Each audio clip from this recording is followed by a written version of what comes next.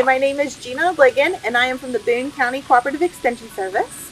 I am your Boone County Senior Program Assistant for Horticulture, and today we are continuing our Master Gardener virtual home garden tour, and today we are with Miss Sue on her beautiful farm. And Sue, tell us how you got your love of gardening. Well, my mom, when I was little, she would always have some, flowers around the house, and I just kind of loved that. But it wasn't until I actually moved out here on a farm that, and I came to the Master Gardener class that I kind of consider my farm a learning experience. It's kind of like learn as you go, learn what see what you like, what you don't like, what works, what doesn't work. So I'm always trying new things, and it's just been a really wonderful experience. So I love hydrangeas, and so I try different kinds, but these are just my absolute favorite.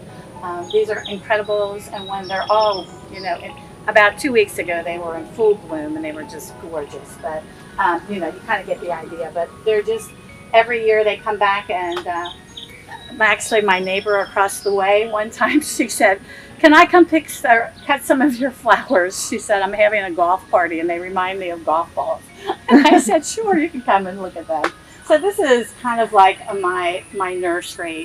When people give me a plant or something and I don't know quite what I want to do with it, I'll put it in here for a while until I kind of figure it out. So some things aren't doing so well. Those rhododendron, I think they're back there, they're kind of looking funny. But this whole business, or these calla lilies, I just bought one little plant at Lowe's and I stuck it in this ground.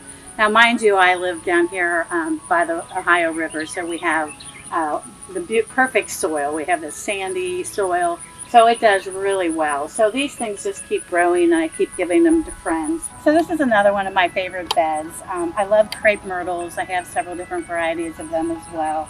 And then these are the Goldstrom Rudbeckia or Black-Eyed Susans. I love those because they bloom around my birthday, and my name is Sue, so I like those a lot.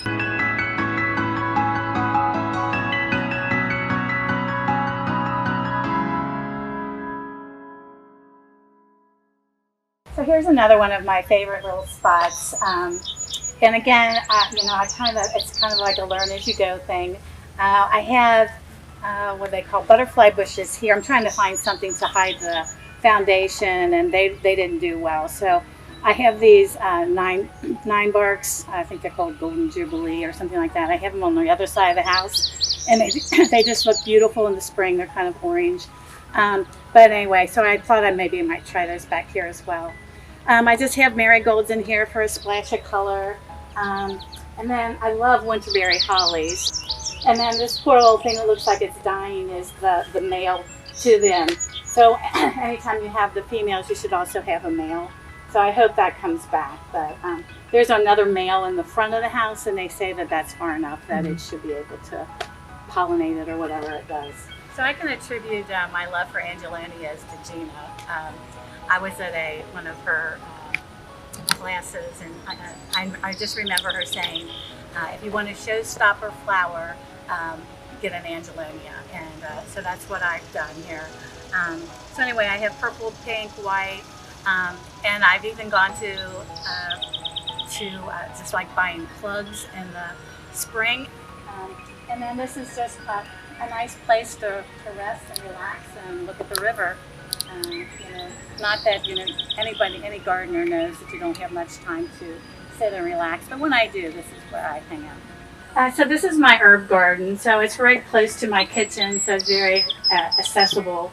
I have the usual basil and thyme and coriander and lemongrass and I don't know what else. I have dill. So anyway, it's very nice and compact, and I keep them in pots so that they don't spread all over the place. I have some peonies back here and hydrangeas. Alyssum, is that what it's called, I believe, back here. I love these blocks. These are those called bubblegum blocks. So I bought a couple extra ones this year as well, but they bloom, and I just think they're just gorgeous. Welcome to my garden. So again, this is kind of a work in progress, and my husband, He loves to garden. Of course, he's not so much with the harvesting and the canning and things. So he likes to grow it and then hands it off to me. But this is the first year that I planted blueberries, thanks to Joe's class from the extension office. And I was so excited because I had a few little blueberries on there. And then I have raspberries, and then I have blackberries in the back there. I got this trellis system idea from the extension agency when we went. I saw how they had theirs limbed up, and I thought, well, that's a good idea. I have Roma beans. Those are the big um, flat kind of beans like that. So they're really good. These are my cucumbers that we have growing up on this fence.